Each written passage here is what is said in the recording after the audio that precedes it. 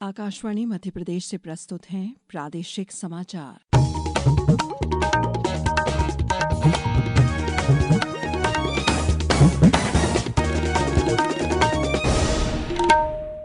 नमस्कार, समाचारों के साथ मैं शेख मेहजबी अल्मास। सबसे पहले इस बुलेटिन के मुख्य समाचार। राष्ट्रपति द्रौपदी मुर्मू ने बजट सत्र की शुरुआत में कहा, विकसित भारत जी रामजी कानून में 125 दिन रोजगार की गारंटी। प्रधानमंत्री नरेंद्र मोदी ने महाराष्ट्र के उप मुख्यमंत्री अजीत पवार के निधन पर शोक व्यक्त किया। प्रदेश में सफल हो रही पीएम सूर्य घर योजना, अब तक 29,000 घरों में लगे सोलर उपकरण और प्रदेश में मौसम के अचानक बदले मिजाज ने प्रदेश भर में ठिठुरन बढ़ा दी है। अब समाचार विस्तार से। संसद का बजट सत्र राष्ट्रपति द्रौपदी मुर्मू के दोनों सदनों की संयुक्त बैठक में अभिभाषण के साथ शुरू हो गया है। राष्ट्रपति ने कहा कि ग्रामीण क्षेत्रों में रोजगार और विकास के लिए विकसित भारत जी रामजी कानून लागू किया गया है। बजट सत्र के पहले दिन संसद के दोनों सदनों की संयुक्त बैठक को संबोधित करते हुए राष्ट्रपति ने कहा कि नए कानून के अंतर्गत गांव में 125 दिनों के रोजगार की गारंटी सुनिश्चित की गई है। यह भ्रष्टाचार और गबन को रोकने में भी सहायक होगा। राष्ट्रपति मुर्मू ने कहा कि सरकार के निरंतर प्रयासों से आज सामाजिक सुरक्षा योजनाओं का लगभग 95 करोड़ भारतीयों को मिल रहा है, जबकि वर्ष 2014 की शुरुआत में केवल 25 करोड़ नागरिकों को ही इन योजनाओं का लाभ मिल रहा था।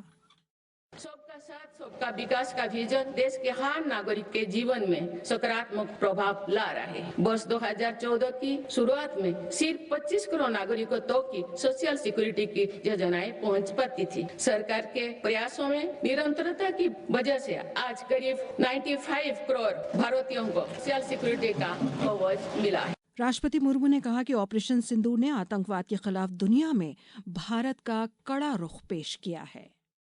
ऑपरेशन सिंदूर से विश्व ने भारतीय सेना का शौर्य और पराक्रम देखा। हमारे देश ने अपने संसाधनों के बल पर आतंकियों के अड्डे को ध्वस्त कर दिया है। मेरी सरकार ने कड़ा संदेश दिया है कि भारत पर किसी भी आतंकी हमले का जवाब दृढ़ और निर्णायक होगा। सिंधु जल समझौते को स्थगित किया जाना भी आतंकवाद के विरुद्ध हमारी लड़ाई का हिस्सा है। प्रधानमंत्री नरेंद्र मोदी ने कहा है कि देश के युवा आज साहस और प्रतिबद्धता को देश प्रथम की सोच के साथ परिभाषित करते हैं। नई दिल्ली के करियप्पा परेड ग्राउंड में वार्षिक एनसीसी पीएम रैली को संबोधित करते हुए प्रधानमंत्री ने कहा कि एनसीसी एक ऐसा आंदोलन है जो भारत के युवाओं को आत्मविश्वासी, अनुशासित और राष्ट्र के प्रति समर्पित संवेदनशील नागरिक बनाता है। श्री मोदी ने कहा कि पिछले कुछ सालों में एनसीसी की ताकत 14 लाख से बढ़कर 20 लाख से ज्यादा कैडेट की हो गई है, जिसमें सीमा और तटीय इलाकों से भागीदारी बढ़ी है।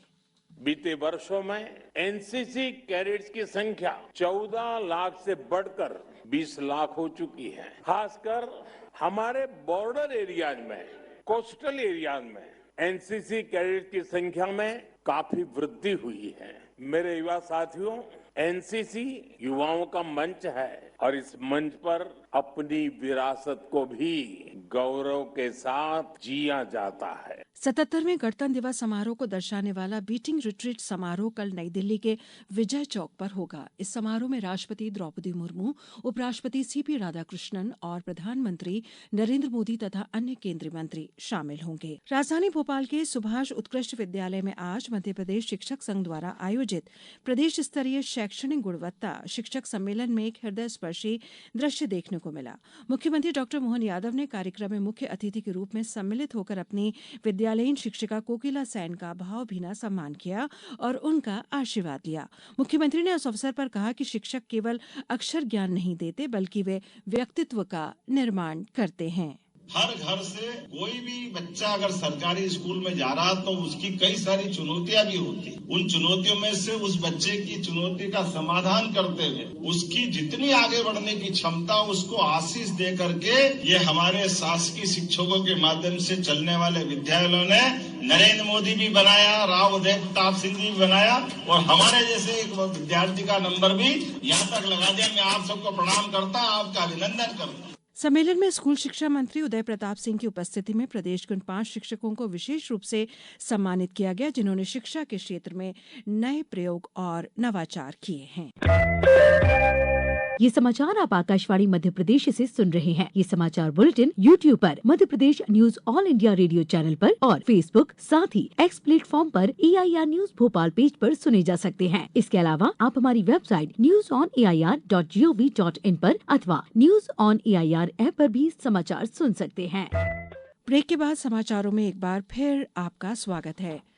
राज्यपाल मंगूभाई पटेल ने आज छिंदवाड़ा जिले के तामिया विकासखंड में स्वच्छता साथी वॉश ऑन व्हील्स प्लस सेवा का शुभारंभ किया। इस कार्यक्रम का उद्देश्य ग्रामीण अंचलों में स्वच्छता और स्वास्थ्य सुविधाओं को आधुनिक तकनीक के माध्यम से पहुंचाना है।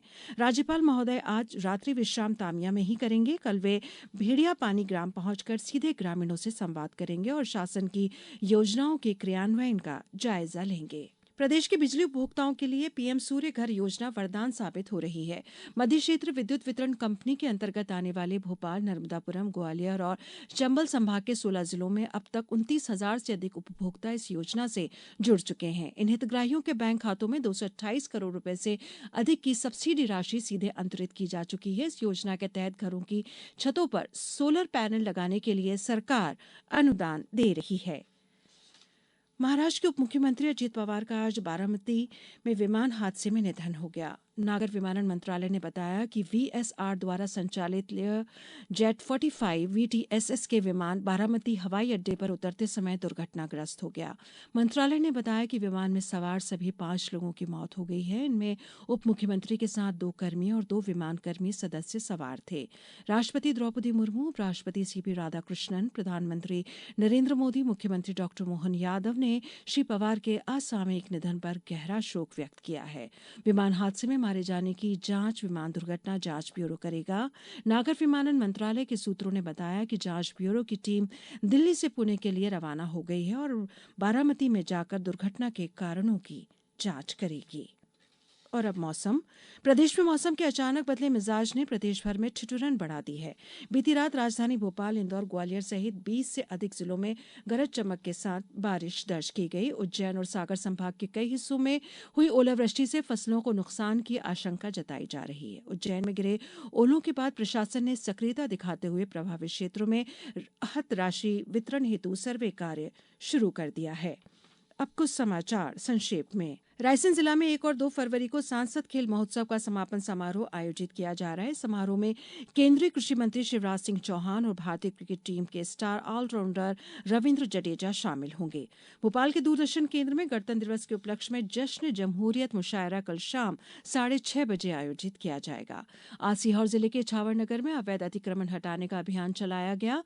हज कमेटी ऑफ इंडिया ने हज 2026 के लिए प्रतीक्षा सूची की 5वीं सूची जारी कर दी है। इस सूची में मध्य प्रदेश की प्रतीक्षा सूची क्रमांक 2968 से 3008 तक के कुल 41 हज आवेदकों को प्रोविजनल रूप से चयनित किया गया है। अंत में मुख्य समाचार एक बार फिर। राष्ट्रपति द्रौपदी मुर्मू ने बजट सत्र की शुरुआत में कहा कि विकसित भारत जी रामजी कानून में 125 दिन रोजगार की गारंटी। प्रधानमंत्री नरेंद्र मोदी ने महाराष्ट्र के उप मुख्यमंत्री अजित पवार के निधन पर शोक व्यक्त किया। प्रदेश में सफल हो रही पीएम सूर्य घर योजना, अब तक 29,000 घरों में लगे सोलर उपकरण। और प्रदेश में मौसम के अचानक बदले मिजाज ने प्रदेश भर में ठिठुरन बढ़ा दी है। इस बुलेटिन में इतना ही। अगला बुलेटिन सुबह 7:10 पर। नमस्कार।